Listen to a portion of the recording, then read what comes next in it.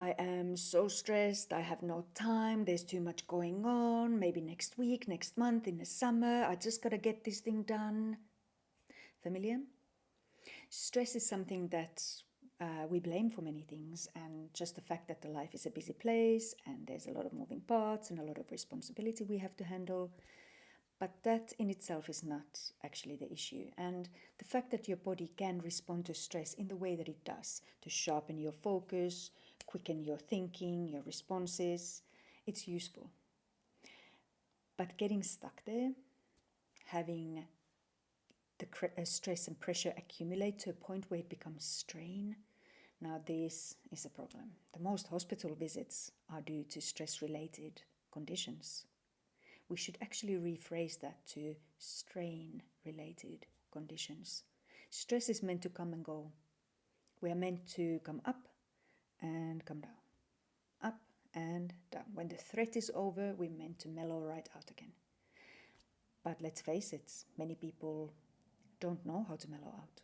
Even when you put your feet up, be it on the beach, on holiday, or on the couch at the end of a hard day or long day, for a moment maybe you feel all right and you feel at ease, but before long the thoughts start to loop, they start to flood in again, the planning kicks in, the analyzing kicks in, or maybe it's just a general feeling of restlessness in the body, this unease of being still.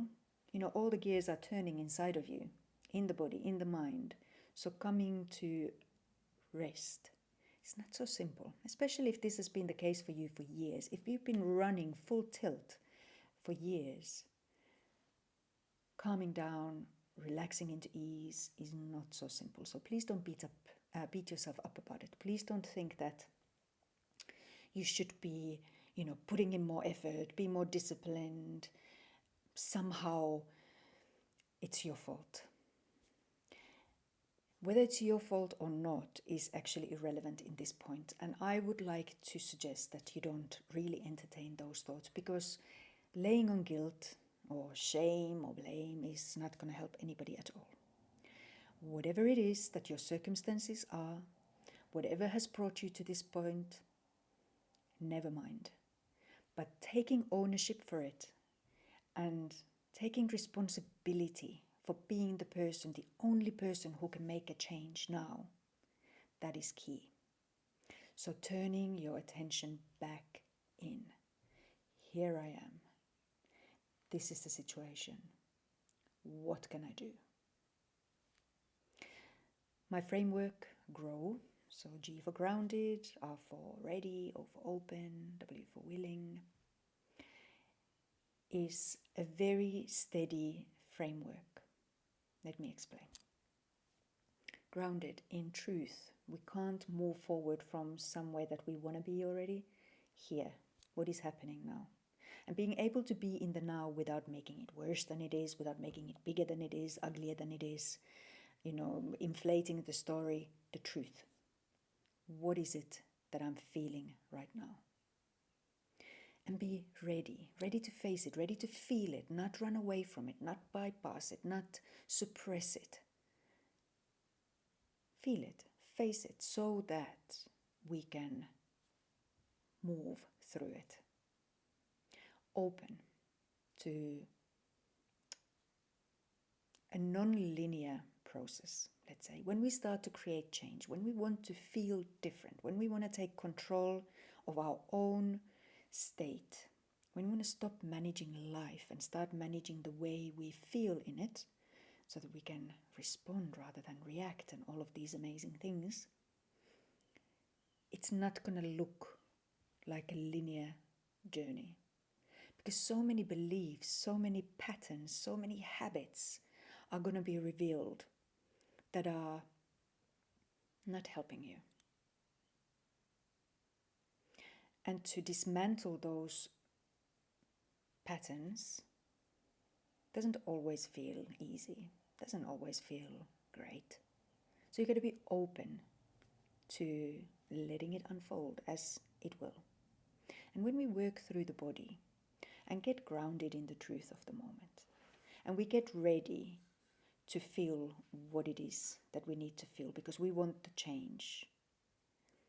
The openness is much easier because we feel the power in our bodies that is going to carry us through the valleys to the peaks, through the valleys to the peaks.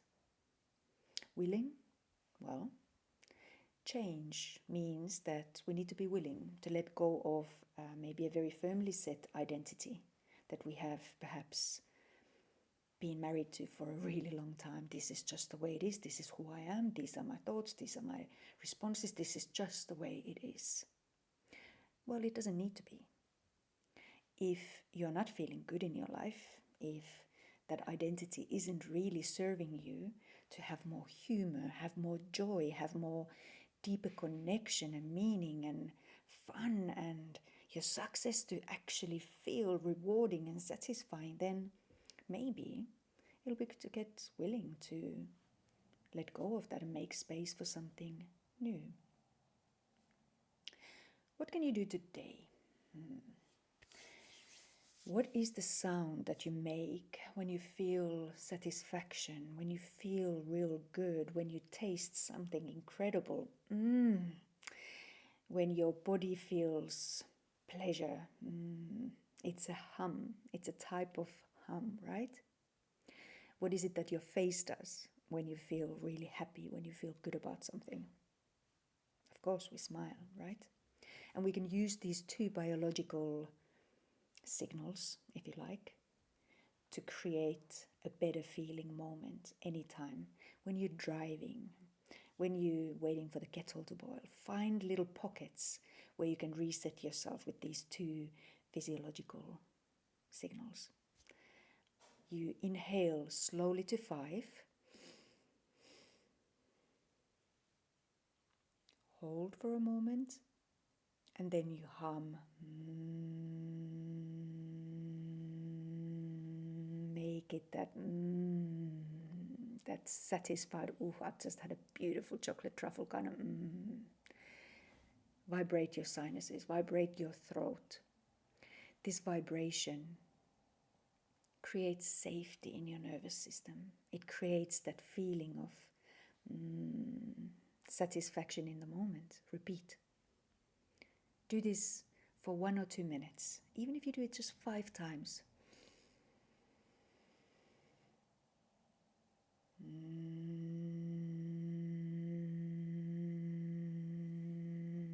Just hum, long hum out. And feel what starts to change. You've got to feel safe to feel good. Nobody under threat and stress can really access that feeling of satisfaction and just feeling good and life is juicy, right? And once you start to hum and calm your nervous system down, invite yourself to just smile. Just let the corners of your mouth curl into a bit of a smile. This moment is good. In this moment, I've got everything that I need. Right now, in this very tiny little moment, it's all okay. You don't need to worry about next hour, next day. Let the world rotate all by itself for just this little moment. Just bring yourself safety, satisfaction, and this nugget of feeling good. And just notice what changes. Just notice what you can create for yourself. Just like that. With a few facial muscles and a little bit of sound and vibration. A little bit of will to just slow down for a moment. It's an amazing tool for you to put in your handbag, in your back pockets, behind your ear. Just hum, and see what happens. Someone in my current 40-day program said to me that, what a revelation. I used to think that I could only relax and rest after all the work is done. Is the work ever done? When has that moment ever come when all the work is done? It's not. There's always more. And these little tools, these little practices, the more you do them, the more they compound and the more easier it becomes for you to just take a break, take a little reset, build these little reset loops into your day, once an hour, every time you, I don't know, get up off your desk to go somewhere, whatever it is. Just link these habits onto something else that you do.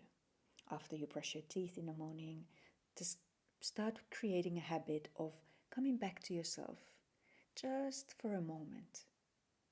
Just for a moment.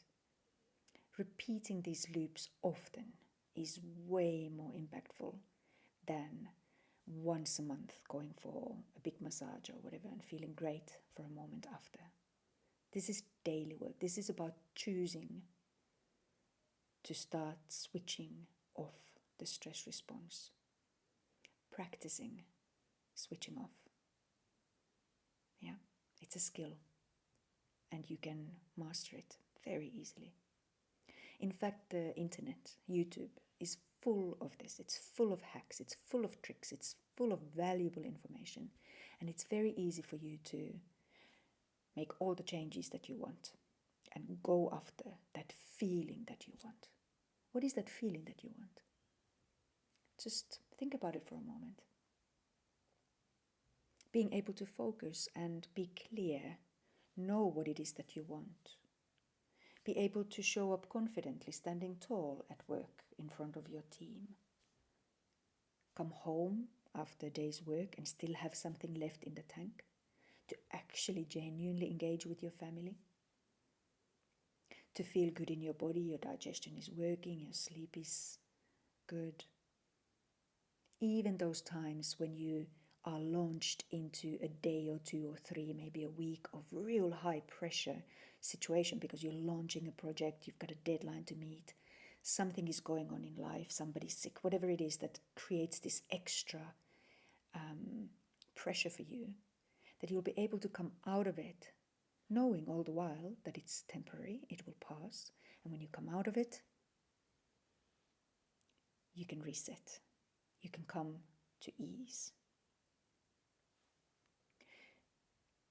You can do all of this work on your own. There is absolutely no problem with that. But a lot of us tend to engage in a new habit, a new routine, a new tool excitedly for a couple of weeks, and then we notice that we flow back into the old ways. And this too is largely physiology, neurology. It's like an internal hangover in a way that happens when we start to change the chemical state within us by adjusting our gears. And something feels unfamiliar, and therefore we start to seek our way back to what we know, seek our way back to the known state. And then we fall off the bus without really even noticing. You know, somebody has a birthday or a weekend away happens or something disrupts the routine and we just let it go. And somewhere at the back of the mind, we build on this idea that I'm not really capable of change, that I'm a failure. I start with good intentions, but it's not going to work, is it? Who recognizes this? This ugly little word at the background that kind of doubts and sabotages already. So next time you start a new habit, already a part of you is thinking, it's not going to change anything really. Feels good now, but, you know. And this is why I've set up a 40-day transformational program, Become Unshakable.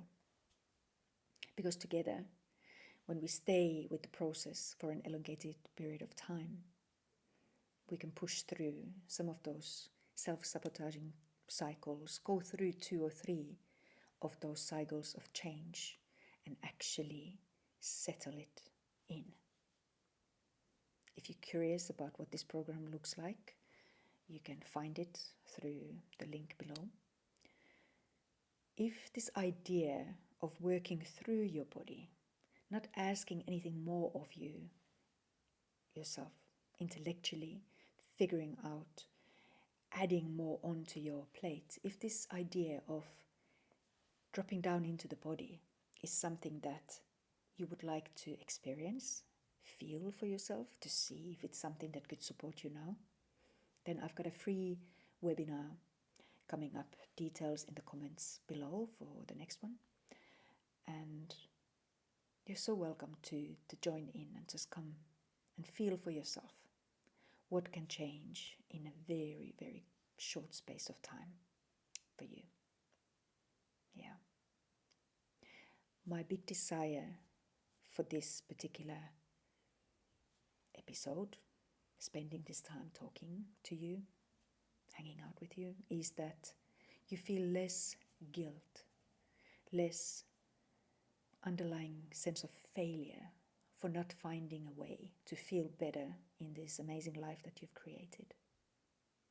I want you to understand that so much of it is physiological, chemical, neurological, that you don't necessarily need to drive yourself to try harder, to be more disciplined and all of these things.